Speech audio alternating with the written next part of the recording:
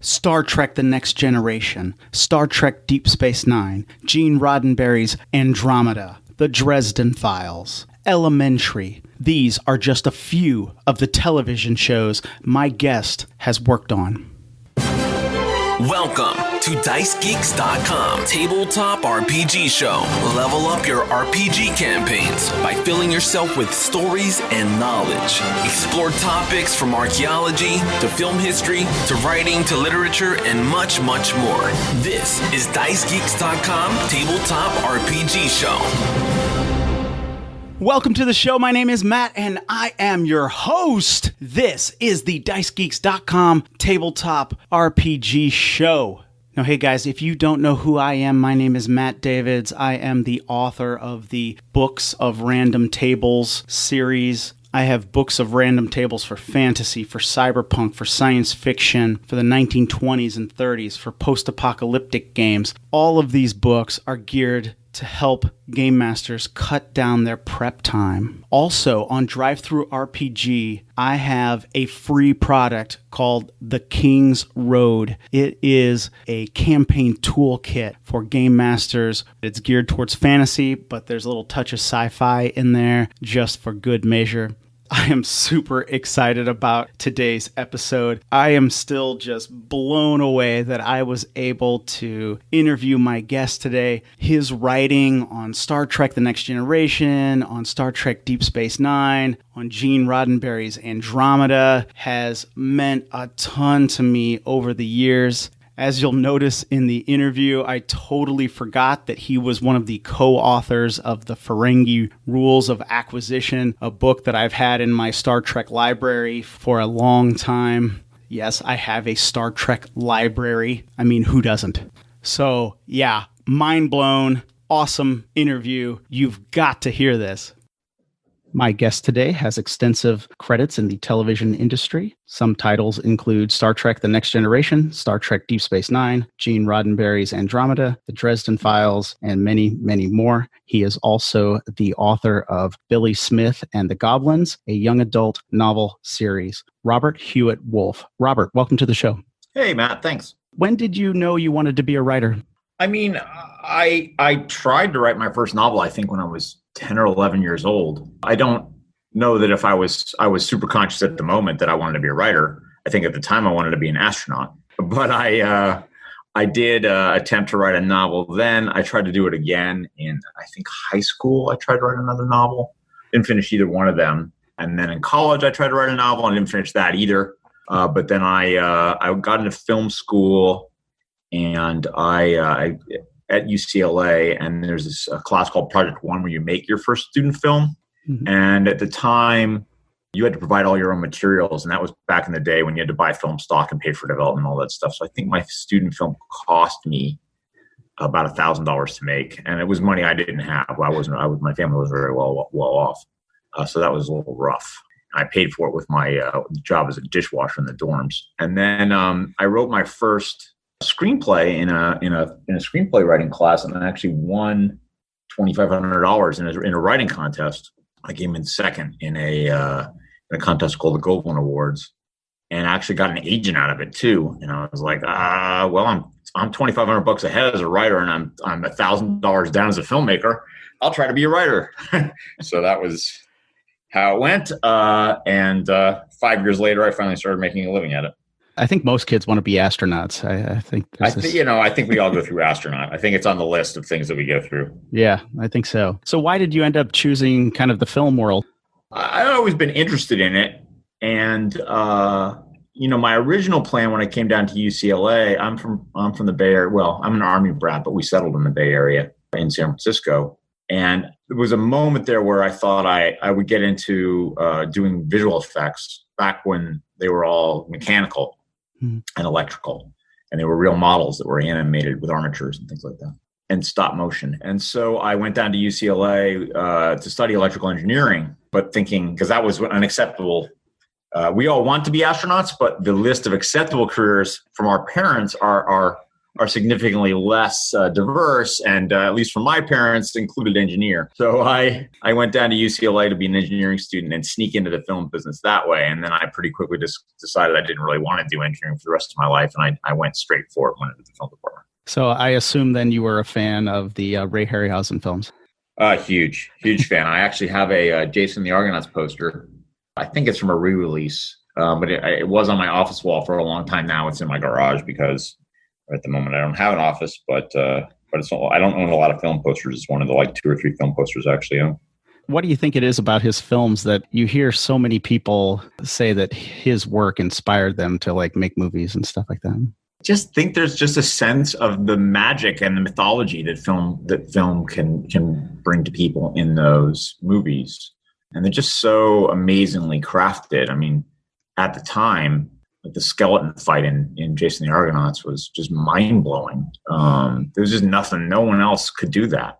And it was just amazing stuff. And, the films themselves are a lot of fun. They're usually about a plucky hero and an underdog, and they're just fun to watch.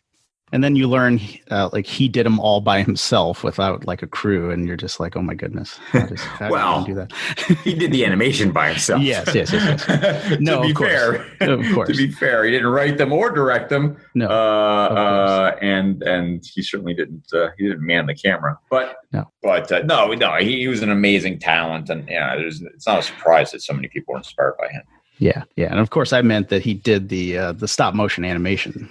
Exactly. Largely by himself. Largely by himself. Yeah. So many people want to work in the film industry. Do you have any thoughts or advice for people who want to work in the industry? I mean, it can be an incredibly gratifying way to, profession. I think it's not nearly as glamorous as many people think, unless you're maybe one of the top actors, and even them, it can be a pretty grueling existence. I think the thing I always say is understand that film business is great, but it also has considerable drawbacks. The hours are incredibly long. Crew typically works 12 to 14 hours a day. Actors, same on the days that they're working. Writers on television can pull incredibly long hours. When I was working on Dresden Files, I was pulling 100 hours a week. Basically working 16 hours a day, 5 days a week, and then working 10 hours a day on the weekends. So you have to understand that that's part of the culture of the business. Also, there's no job security at all, because every film, films maybe shoot 20 to 40 weeks. Then it's done, and you got to look for your next job, and you don't get paid while you're sitting around looking for the next one. Same thing for a television show. If you're lucky, I've been very lucky a couple times. I've been on 2 shows where I've been on for 5 years each. Deep Space Nine and Elementary, but most of the shows I've been on, I've been lucky to work on for a year. And that's just the nature of television. If your show gets canceled, you lose your job. There's a lot of other reasons why you might not be invited back for another season. From season to season, it's always the option of the employer to renew you or not. So there's just no job security at all. Long hours, a lot of stress. But if it's something you're passionate about, I'm still doing it. I love it. And I know most people who are in the business, that's what they want to do with their lives. So that's the deal. If you want to be in television, if you want to be in the writing side, at least, probably have to move to Los Angeles, because that's where all the work is done. You have to move here with the expectation it might take 5 to 10 years to get your first real job as a writer. And you're going to be doing a lot of other kind of menial, crappy jobs until then. If you're an actor, it's kind of the same. So yeah, if you're willing to make the sacrifices necessary and work your butt off, and then wait a decade or so until you get lucky enough to get an opportunity for which you were hopefully prepared.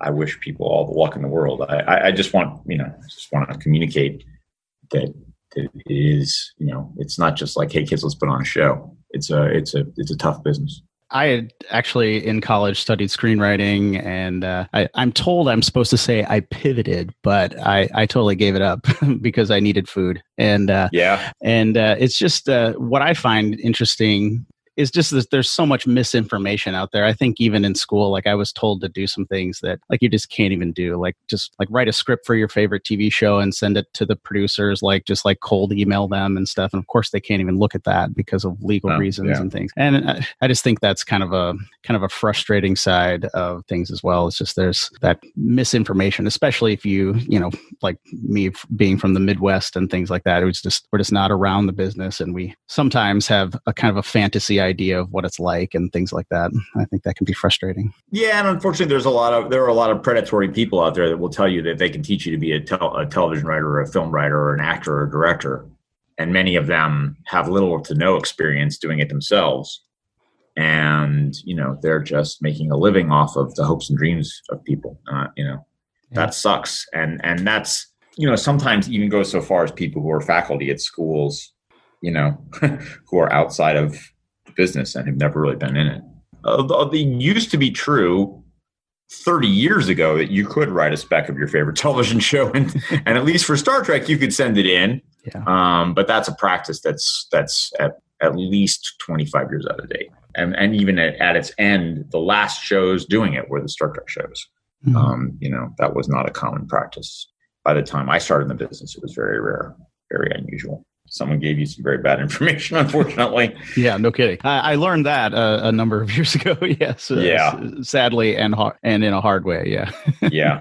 But yeah, it's like the people who say, like, find a, you know, hand people your scripts. It's like, no, don't do that. Yeah. Mail them to people, you know, mail them cold to people. Like, no, don't freaking do that. No one's interested. Yeah. I think I was told all of that stuff. Yeah. I mean, the truth is there is no easy way to get into the business except for being in a place where the job you want is done and starting in usually a production assistant capacity and hopefully working your way up. And that's just the way it is. Although that's not how I did it, but most of the time that's the way it is. Certainly now it's more so than ever. Enough dwelling on my shattered dreams.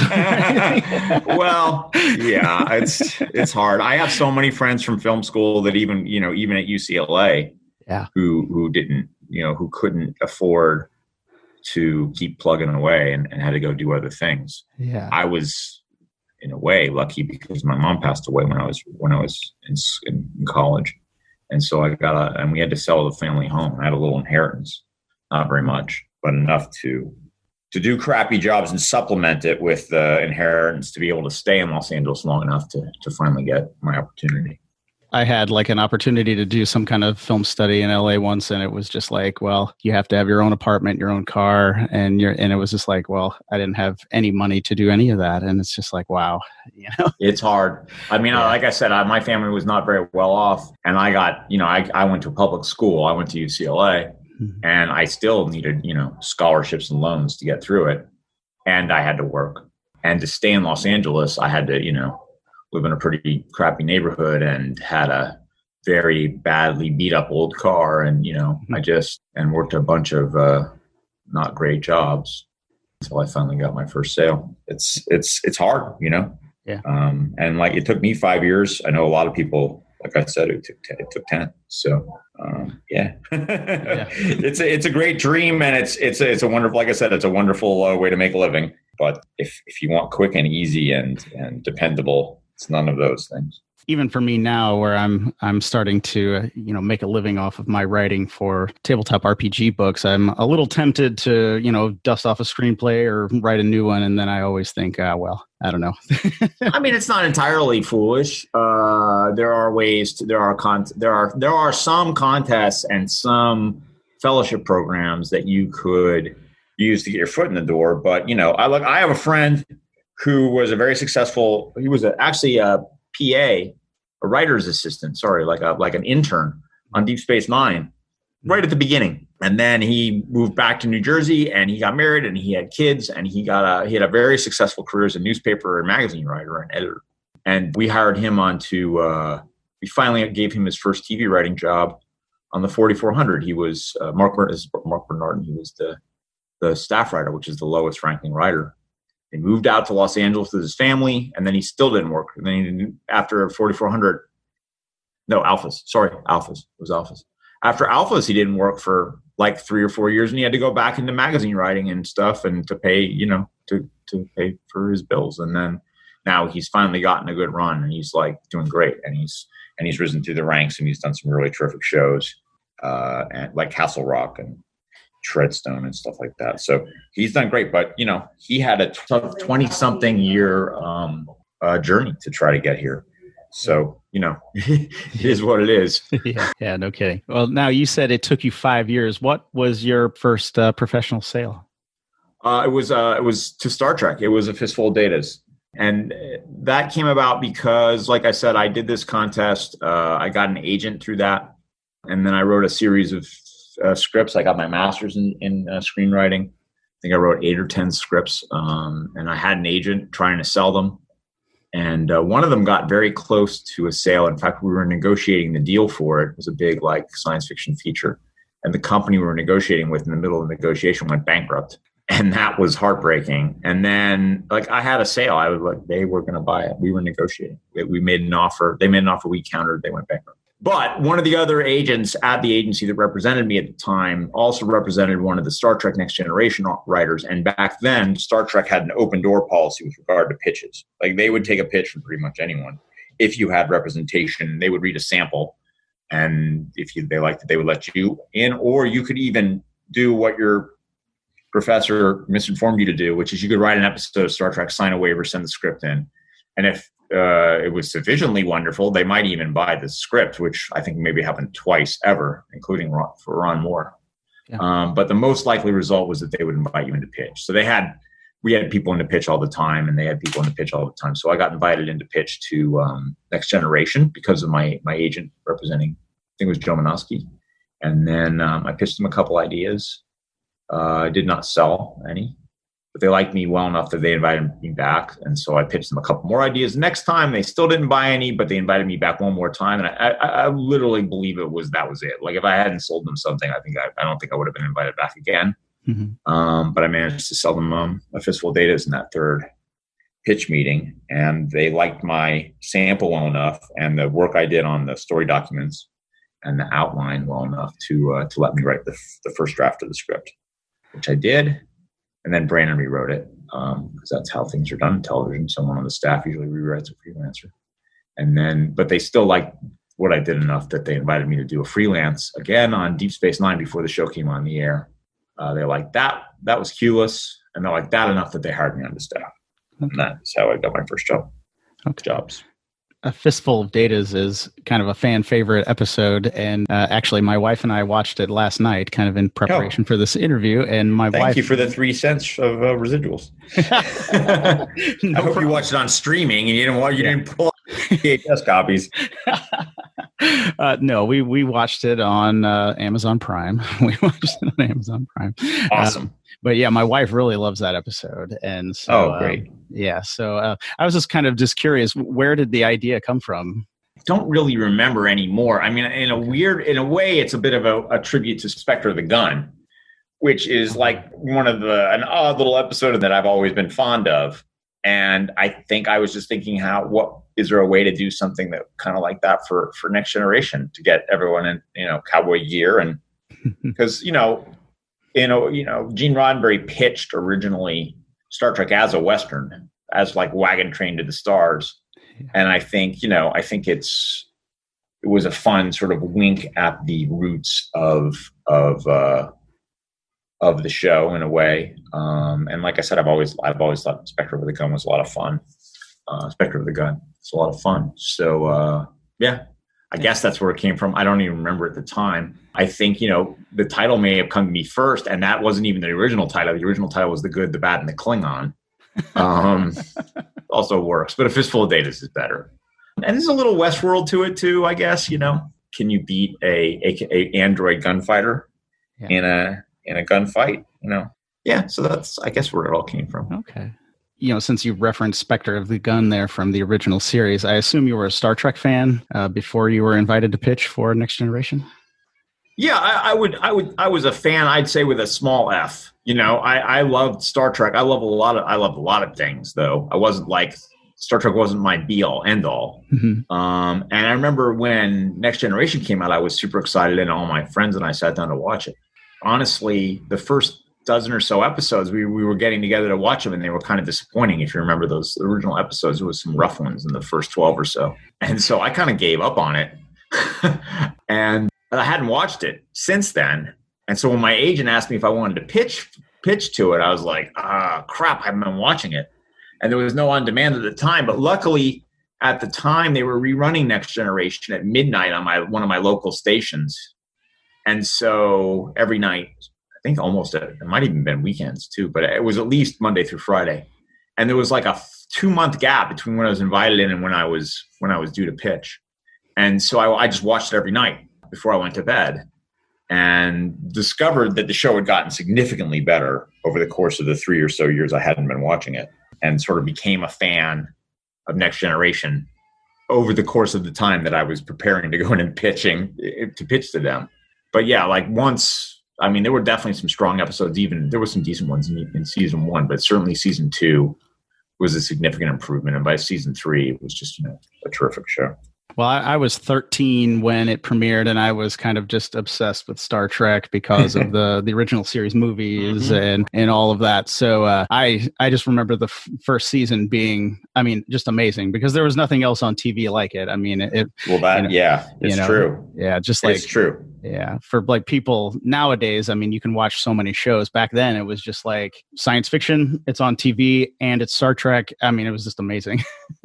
And look, great cast. And once they found their footing, they had a lot of turnover on the writing staff at the beginning. But once they finally got once Michael Piller showed up, Ira was there for a bit to help, and then Jerry Taylor. That really, they really started to solidify the writing. And I think it started to really live up to its potential. I think I'm a little older than you, so I was probably a little more critical at the time. It could have been anything for me. Just put Star Trek on it. Well, look, there's a lot of good stuff even in the beginning. Like the characters are terrific, and there's a lot of fun. There are some very good episodes even in the first season. Yeah, but it definitely but it was objectively very good television by later season 2 or season 3. No, absolutely. No, I absolutely agree. And it did take them a little while to kind of get the look of the show kind of down and get some things down. But it was, like I said, I looked through my lens of a 13-year-old, and I think it was all great. But well, God bless. Yeah, well, thank you. And I don't want to be too critical about my childhood, I guess. Oh yeah, of course. Look, they did some terrific stuff even at the beginning. I'm just saying that, boy, it got good as time went on. No, and that is absolutely true. First season, there were some really good episodes, and then second season started to get really strong. And then by the third season, fourth season, fifth season, it was amazing stuff. And then on until the end, it was really good stuff. Yep. And then you said they liked you, so they invited you to Deep Space Nine. So you worked on it from kind of the beginning, or was it a little later? Well, Keyless was the first thing I wrote. Okay. And that was, what was that episode? Was that 6 or 8? And so I was on from right around then on. Right after, as soon as I turned in my first draft of Keyless, I think they hired me onto staff. And so the show hadn't premiered yet. They hadn't even, I think when I was writing Keyless, they might've been shooting past prologue. They had just finished the pilot. Emissary, not that it was really a pilot, but yeah, it was definitely like I wasn't there right from the beginning, but pretty darn close. What does it feel like to be involved with a show that just kind of just lives on, right? Because Star Trek is not like other TV shows, right? People are introducing their children to the show over and over again. These shows are still very popular, 25 years later. What does that feel like to have been involved in something like that? It's great. I'm really proud of the work we did on Deep Space Nine. I think everyone is. I think it's a rare, at the time, because it was my first job, I didn't know what a rare thing that was. Mm-hmm. To be part of a show that even lasted that long on the air, 7 years, is exceptional. And I've only been involved with 3 shows that have gone 5 years or more in my entire career. So, I didn't know how good I had it, but I definitely really appreciate it now. It's it's great that people still care about it, still watch it. I think streaming has given it a new life, which is awesome. And I think it was a little luck and a little talent, and I was in the right place at the right time. But I've always been extremely grateful for that whole experience. I guess before we move on just a little bit, when you're writing a script for a TV show, what are some things, I don't even know if I know how to ask the question, what are some things that you think about? Like, what are you thinking about? Are you thinking about like conflict, like between characters, or conflict on the outside, or kind of what do you kind of like to see, when you're trying to write a good story? What would make a good TV script when you write that? The first thing is, when you come up with the idea, I am at least trying to come up with ways, come up with a story that's going to really move the characters themselves emotionally and engage them. And because of that, I believe that if you can find a way to tell a story where the characters are emotionally engaged, the audience who identifies with or who likes those characters will also end up being emotionally engaged. So that's sort of like first thing off for writing theory. The next thing is that the story itself just has a really nice beginning, middle, and end with a really good flow and some fun twists and surprises along the way. And a lot of times I think about where I almost always start with how it begins, but a lot of times the next step is how does it end? And then what's an interesting path to get from those, to get from point A to point Z, really. And then the next thing is, on a television show, usually for most shows anyway, you have the luxury of sitting down in a room with other very smart writers and breaking the show down scene by scene and act by act to create the structure of the show. And so by the time I'm sitting by myself in a room to write the script, I have an outline. And so I know what the scene itself is usually supposed to deliver. And I may know the basic idea for the structure of the scene, because just like a show, a scene also has a beginning, middle, and end. But what I'm always looking for is, conflict between the characters, drama of some sort, but also like a scene flow that is got its own little twists and turns along the way, and can be surprising and can be illustrating character. I'm trying to stay true to the voices of the characters themselves and to the personalities of the character. What would this character do and say in this moment? Because that stuff is usually not in the outline or barely in the outline. So I'm really trying to put myself in the head of each character in turn, Okay, well, if I were Cisco in this moment, I would say that. Well, if I were Worf and I heard Cisco say that, I would respond this way. If I were Kira and the two of them had just said what they had said, well, what would I now do as Kira? And just go through that always with the compass in mind. But at the end of the scene, this is the decision the three of them are going to come to together. And that original, that impulse, that drive could come from any of them, or it could come from a compromise between the three of them. But that's the basic idea of like how to get through a scene for me anyway. And if I'm really in the flow, I don't even really have to be thinking about it that much, because it's just sort of like, okay, well, I know these characters, I know their voices, and they're just talking for themselves, and that's a nice feeling when that happens. It's rare, but it's very nice. Oh, thank you for kind of explaining that. No problem. Now, another show that you worked on, like I had said, I was obsessed with Star Trek, the original series. I watched the movies, watched the reruns of that. And then I grew up on Star Trek The Next Generation. Probably in there, my third or so favorite TV show is Gene Roddenberry's Andromeda. And you developed that show for television. Could you kind of just explain how your involvement began in that show? Yeah, so before I ever showed up there, Tribune Entertainment, which is a now defunct company, but they were a television production company, and they also owned a whole bunch of TV stations. And they had struck a deal with the Roddenberry estate to be able to create shows with Gene's name on them, based to various degrees of looseness on things that he had written before he passed away.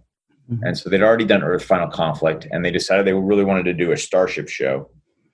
And they poached Kevin Sorbo away from Hercules. or made him a deal basically with the idea that they would do a Starship show built around him, and that he would play the captain. And they would use Gene Roddenberry's unpublished material as the basis of that show. Only problem being that Gene didn't have any unpublished material for a Starship show, per se. He did have like a 2-page document called Starship, which wasn't real. It was for an animated show, I think. And it wasn't really that useful, except in that it had the idea that the Starship itself would be a character and would be sentient. Sorry. So basically they just asked me, hey, I think I was not the only writer. I think there were several writers they asked, but they were like, hey, if you were going to do a Starship show with Kevin Sorbo, it was sort of based on like Gene Roddenberry's ethos, what would you do? And I'd done a thought experiment myself, previously, like what would I ever do if someone invited me to do a Star Trek show?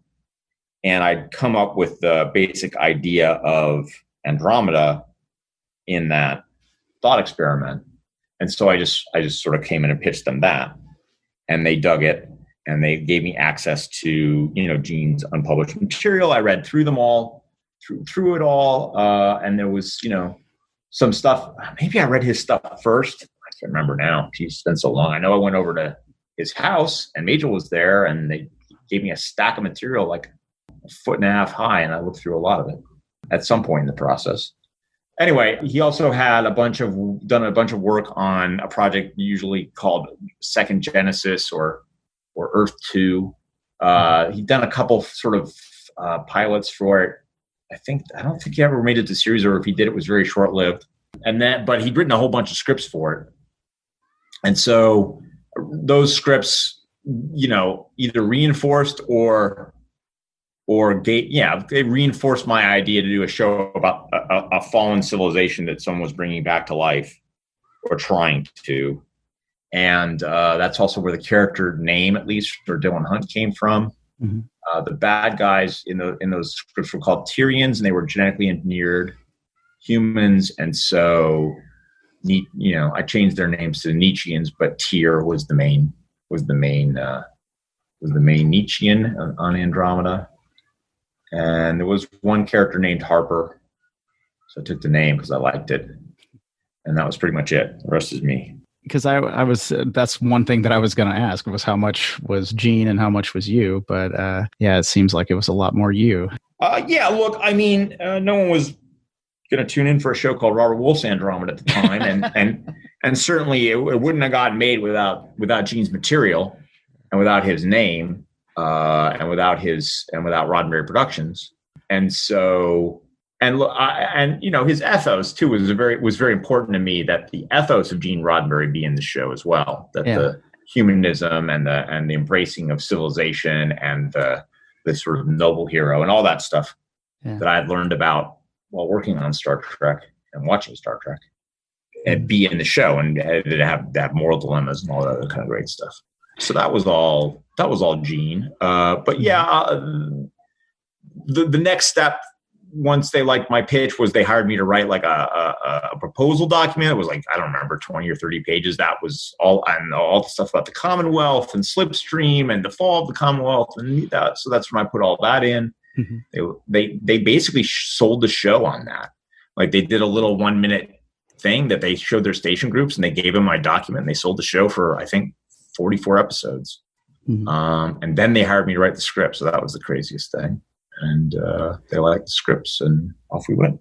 I think when the show first premiered, you could, or at least I could tell, that the kind of the noble hero kind of idea was very appealing, and it was very evident in the show. And it just made, especially the first season and kind of the second half, or the first half of the second season, very appealing and very powerful. And so you had mentioned a little about the Nietzscheans, because I was just going to ask, so, the Nietzscheans are kind of fascinating kind of race. And I was just, wanting to ask a little bit more about their genesis as you were coming up with them, just like some of the ideas behind them. Of course, they're these genetically altered Superman type figures, Nietzschean will to power, I assume. Fountainhead Correct. Is the name of their their home planet, of course, the Also Ayn true. Rand kind of thing. And then also their naming convention, they're all named after like historic strongmen or medieval gods and things like that. I just thought that was fascinating. And that, like, I guess, am I correct in assuming that was all, kind of came from you, and that was all, the point behind their race? Yes, that was pretty. I mean, like I said, Gene in his original documents did have genetically engineered bad guys called the Tyrians, and they did sort of have a will to power ethos. But, I was really trying to create a race of, quote unquote villains, but that were still human. That was really my goal, was like to make the bad guys still human beings and identify they are human. I mean, at the end of the day, they're naming themselves after human strongmen. They are all human. They're just genetically engineered humans. So that was sort of my first thought. Some of this also came from that feature that I used that I almost sold once, which was about genetically engineered soldiers. So I've been thinking about that thing. That I guess that stuff for a long time. But what I really wanted was a contrast to Gene's philosophy. I wanted the bad guys to have sort of be the anti-Roddenberries. Nietzscheans are all about will to power. They're very selfish. They really only care about themselves. They are not particularly fond of. They would not embrace the idea of infinite diversity. They think that they've figured out pretty much how things are supposed to be, and they should be that way. They're not tolerant. They're not curious, except they're not curious for its own sake. They're curious insofar as it can help them. And I also wanted them to be different from the Klingons. So one of the things I was saying very early on at conventions was I had a story that I would tell, like the perfect day for a Klingon versus the perfect day for a Nietzschean. And my joke was that the perfect day for a Klingon is, he meets his greatest enemy in the field of battle. They duel for hours as in the middle of explosions and battle all around them, and finally, the Klingon kills his greatest enemy, and then he too dies from the wounds that he's taken, and they'll sing about him forever.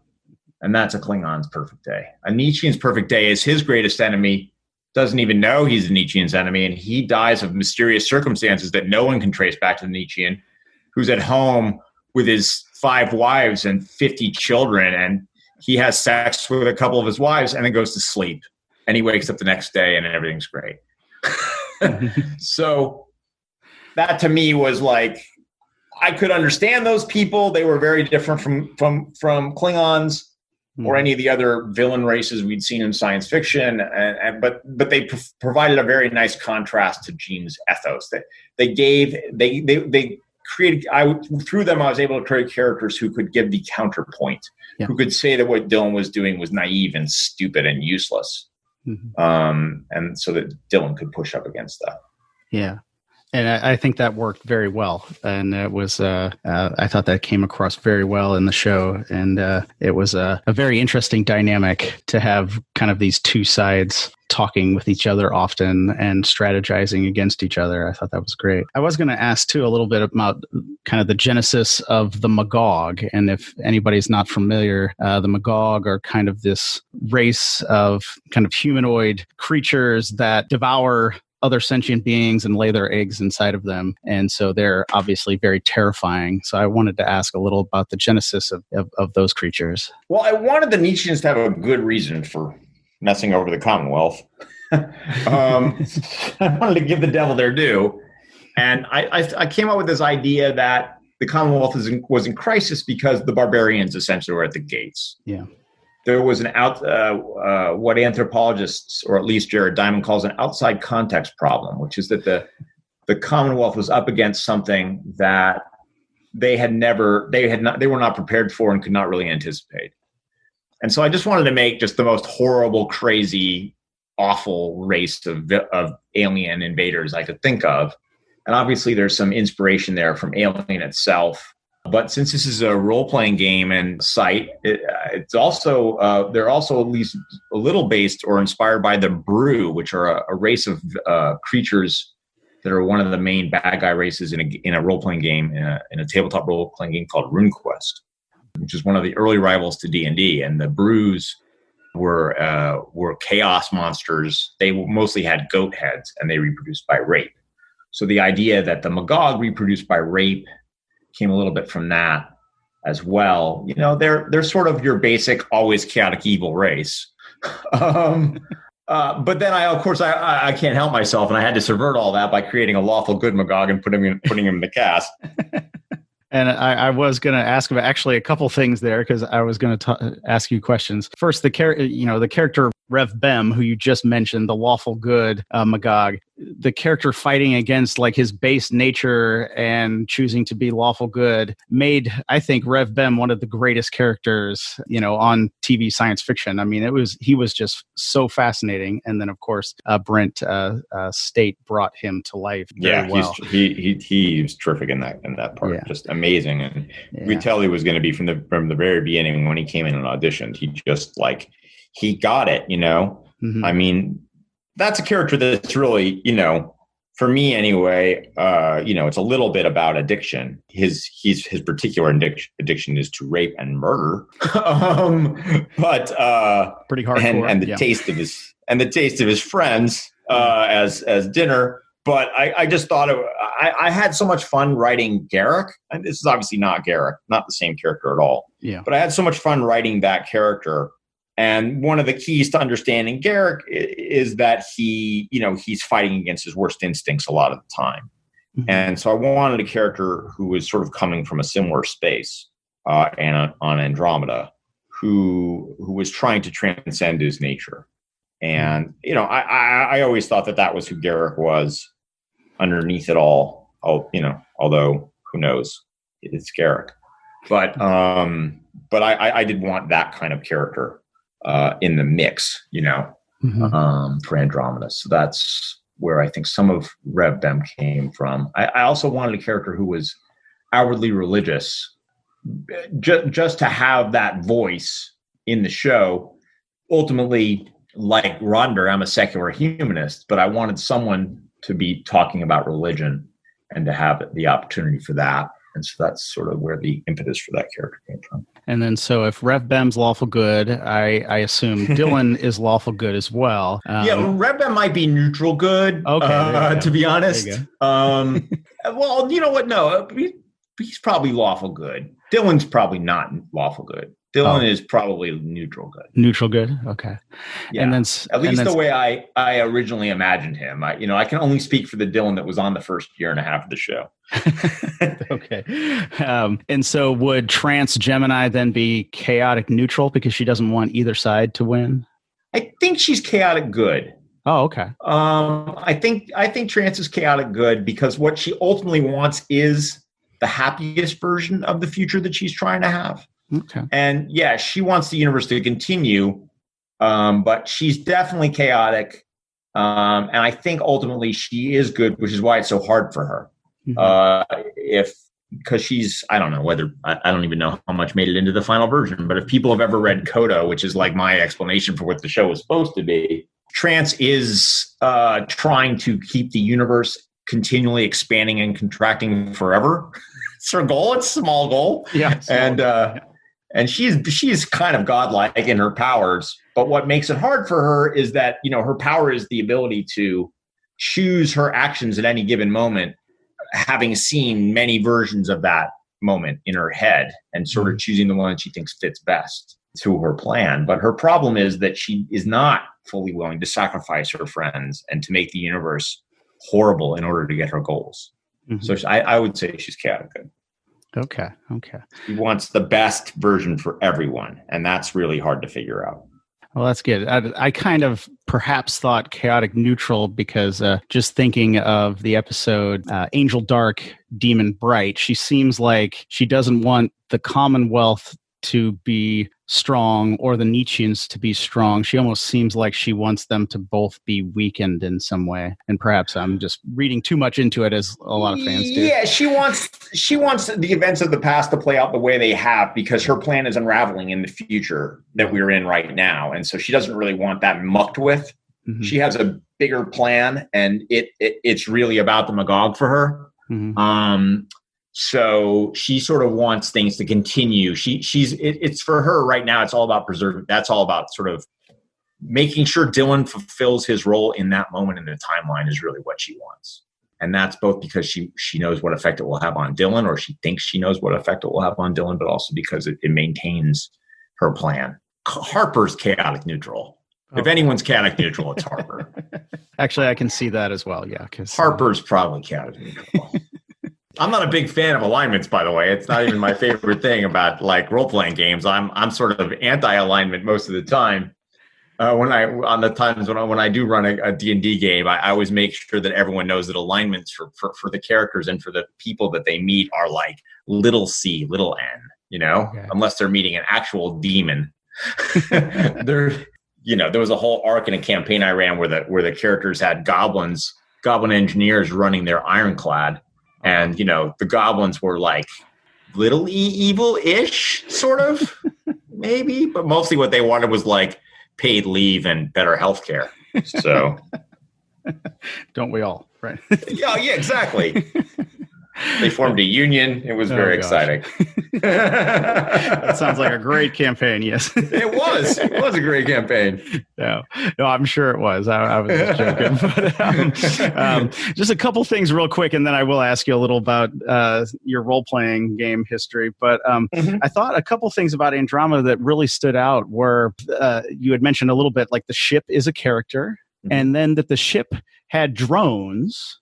And that on occasion, the crew on the bridge would kind of control the fighters, without crews in them. They would control them. And I always thought that was really cool. I think that I can't remember a show before Andromeda that was showing some things like that. And I just always thought that those were kind of cool developments. Thanks. I mean, what I was also trying to do was think about, like, if Star Trek essentially is the way ship combat works in Star Trek is really like World War I, right? It's like there's some submarines, there's torpedoes, there's the main guns of the ship. You basically cruise right up to what you're fighting and you blow it away and blast at it until it gives up. That's basically the way combat works in Star Trek. And then Star Wars is World War II. There's carriers, there's fighters, all that kind of stuff. So I was trying to think at the time, and this was like, the late 90s. Yeah. But like how can I make Andromeda look like modern naval warfare? And that's drones and ECM and flak and, Aegis cruisers and, Exocet missiles and all of that stuff that was already sort of out there and in the world. Sidewinders and, missiles that didn't just shoot in a straight line and that could be controlled by wire or something, not by wire, but could be radio controlled even. And, one of the things I always said was like, how do you know you're in a fight with the Andromeda? You explode. Like, and that's how you know you're in a fight with the United States Navy, by the way. You explode. Like, that's how the Navy is supposed to work anyway. Yeah. That's how the U.S. military in general is supposed to work, is that you find out you're the last thing you find out about the fight about that you have with us is that you're in one. That's the last thing you know. And so I was just trying to sort of draw from those more modern influences and have everything work that way. Yeah, well, it was fantastic because it was, it definitely showed what kind of like technology could be, and it made perfect sense that it would be something like that you could absolutely just send out drones and things to do things like that. And so it was really good. And another thing that I thought that kind of set Andromeda apart was the beginning of each episode with the quote. Like a quote from some larger universe, from some source that we may not even hear the name of or the book title of ever and anything else. That kind of innovation just made the world just like open up. And it was just like, oh, wow, this is taking place in a huge world. And I just wanted to kind of ask, what was the inspiration behind that? I think I may have stolen that from Dune. I think that's in Dune, the book. Yeah. I believe, though, it's also like Heinlein does that sometimes. I think Starship Troopers has some of that, too. Yeah, I know he created a poet. Yeah, he created like a fake poet in the future. Yeah. And I always just thought that was an interest. I'm trying to remember the name of the author. Mike Resnick, I believe. There's a book called Santiago. Mm-hmm. It's like a very cool space opera that has that kind of stuff where it's like references to the culture at large. And Santiago. Yeah, Mike Resnick. And so, like, I think, having come from reading, I worked in a science fiction and gaming comic book store when I was a kid. And so having read a ton of science fiction and and that I've always found that quotes to the literature of the time just bring a lot in. And I just wanted to make, like you said, create the impression of a larger universe. Yeah. And so that's why the quotes. Okay. Yeah. And I have totally stolen that too. And I use it in some of my RPG material that I create because it's, oh, sure. I mean, talk about an easy way to give a depth to a world. 100%. I mean, I think one of the most influential role-playing scenario packs ever made was probably Troll Pack, again, for RuneQuest. And one of the things that's really interesting about Troll Pack was it was one of the first things that really kind of like delved deep into one of the quote-unquote enemy races and sort of, for lack of a better term, humanized them. Mm-hmm. And one of the things it includes in Troll Pack is like menus for a troll restaurant and a scholarly study on what trolls eat, and troll poetry and all kinds of weird little things that are just on little side boxes or little pages that are just like completely unconnected from the adventures and stuff, but just add all this flavor to the culture. And I think that was, also probably part of what I was thinking about. When did you start playing tabletop RPGs? Oh God, I was probably 13 or 14 years old. Mm-hmm. Maybe. Yeah. That sounds about like 7th or 8th grade. And it was with the original, like, the 4 little brown books, the D&D, the 4 original D&D books. That's really cool. I'm always fascinated. On the podcast, I interview a lot of game designers or novelists, and it's just kind of always they've discovered role-playing games in their teens or something like that, or at some point in their life, and then they either become novelists or, I guess it attracts a certain type of people who have kind of a writing or creative bent kind of initially. Well, we said, like, the best training for being in a writing room on a television show is playing D&D when you're growing up. It's like consensual storytelling. There's a head writer, there's the GM, and he's trying to keep things on track. But, Table's pitching stuff all day long at him or her, and you've got to figure it out. You've got to figure out what makes the most sense as the GM and as the player. So, yeah, I think that there's a lot of people who, and it's just so imaginative. I think that the very basics of like tabletop role-playing games is just like such a great exercise in the imagination. And so it makes sense that a lot of people who later go into game design, writing for television or novels or comic books or whatever, mm-hmm. They sort of learn they learn their storytelling skills playing tabletop role-playing games. And now, did one of your character names work its way into the quotes on Andromeda? Yeah. Corgo, the last of the Lancers, was based on a RuneQuest character of mine. Okay. And I've named characters on Star Trek after my friends' D&D characters or RuneQuest characters or whatever. Those are the 2 games I played the most when I was a kid. But yeah, he definitely got his little bit of immortality. Do you still play? Yeah, not as much as I used to, obviously, but usually once a month, my friends and I from college, still my friends from college, get together. That's the core of the group, and then we've added some people over the years, including some other writers. But we still try to get together once a month. They're getting together now every Saturday on one of the apps. Roll20. Roll20, yeah, Roll20. Mm-hmm. They've been getting together every Saturday, but I've been working a lot, just trying to get my next show. And so I haven't really, so weekends have been more for family. So I haven't really been playing as much as I would have normally. I have like a million more questions about Andromeda, but I'll spare you and the listeners my fan. Yeah, the 5 of the 5 listeners who watch the show. Oh no, that's too harsh, Robert. there's at least 8, I think. Okay, 8. Okay, yeah. Sadly, it is a little bit obscure these days, but yeah. But I definitely wanted to ask you about your books that you're putting out, Billy Smith and the Goblins, which is a series of young adult novels. And maybe just kind of why you decided to write a YA novel series and why fantasy. Well, first of all, I started writing them because the Writers Guild was on strike and I was unemployed and I had nothing to do except picket. And I, technically weren't even supposed to be writing spec features. And I'd sort of always had, not always, but for a long time, I'd been working up this idea that became the first book, The Goblin Crown.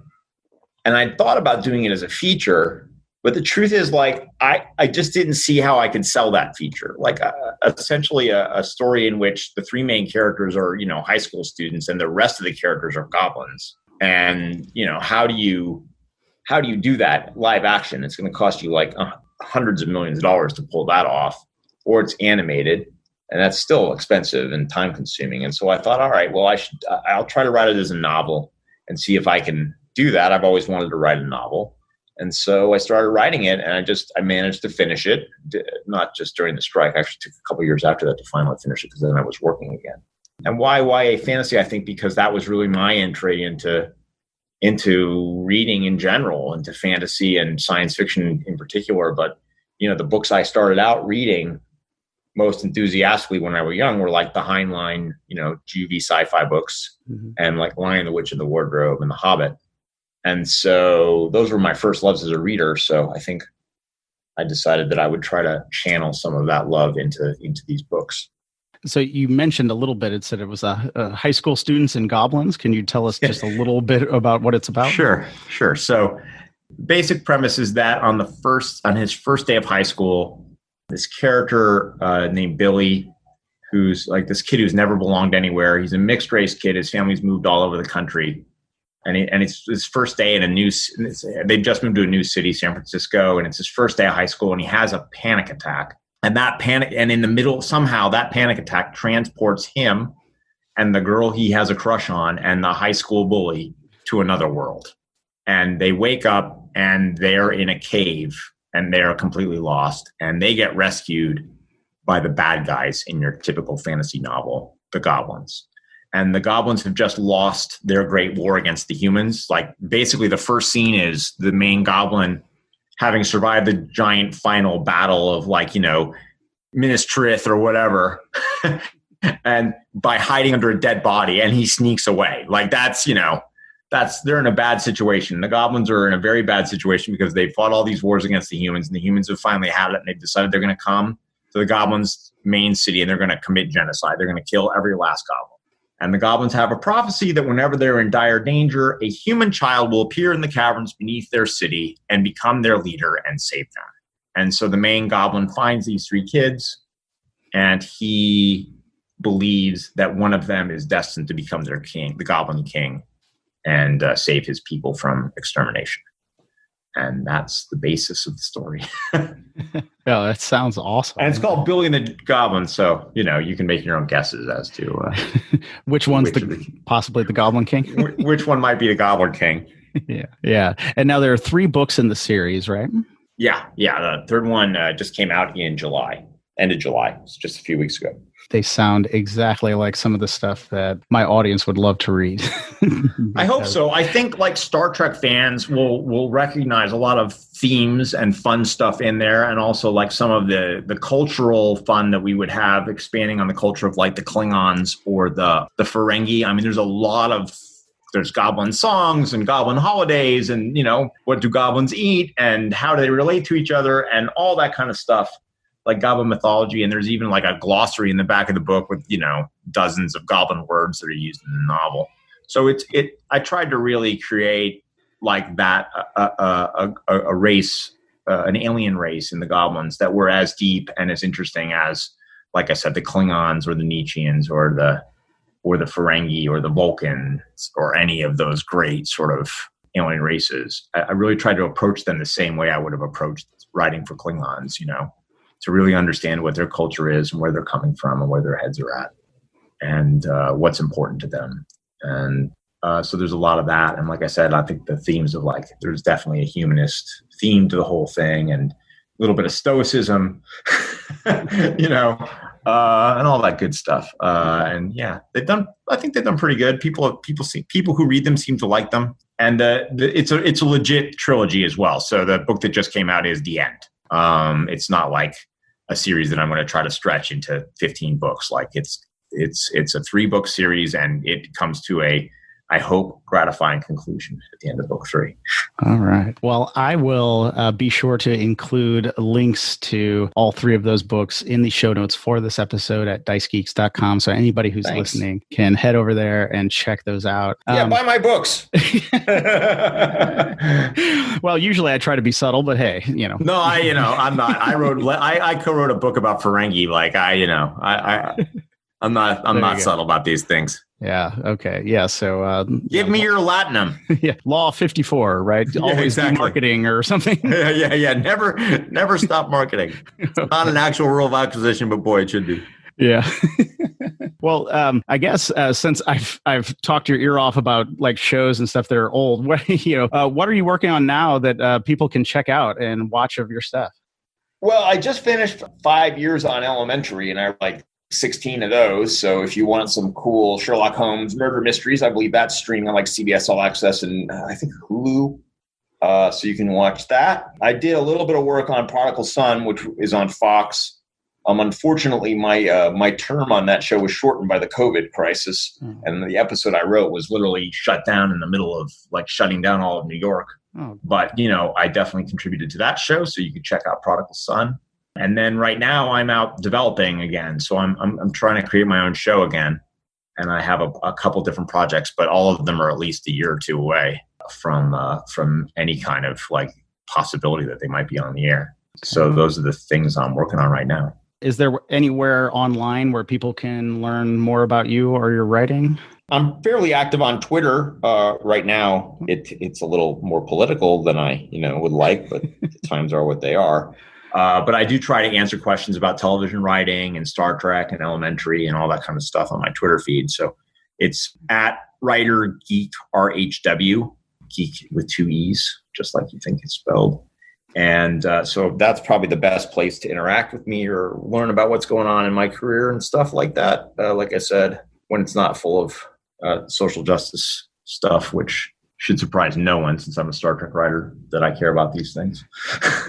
All right. And I will make sure I will link up your Twitter account in the show notes for this episode at dicegeeks.com as well. Thanks. And now, Robert, like I said, I could ask you like a million more questions about writing, about TV, about Andromeda and Star Trek and stuff, but I will respect your time. So, Robert, thank you so much for being on the show today.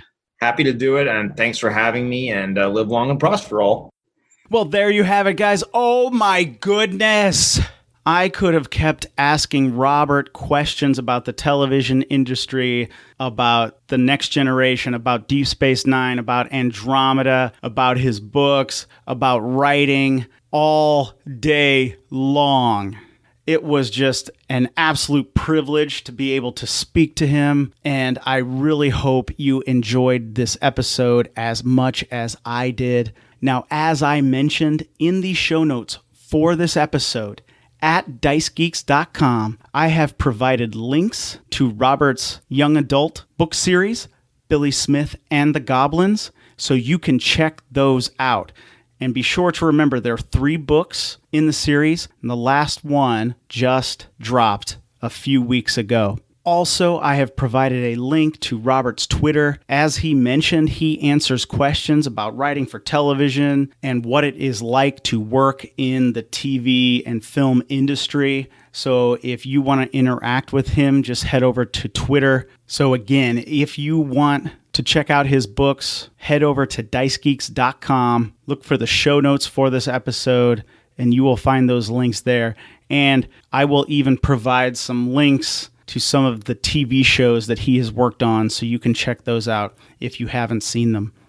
Now, guys, if you want some free stuff, head over to dicegeeks.com/free. You'll get 10 free dungeon maps. You'll never miss an episode of this show. And each and every Friday, you will get an update from me on what I am doing here at Dice Geeks.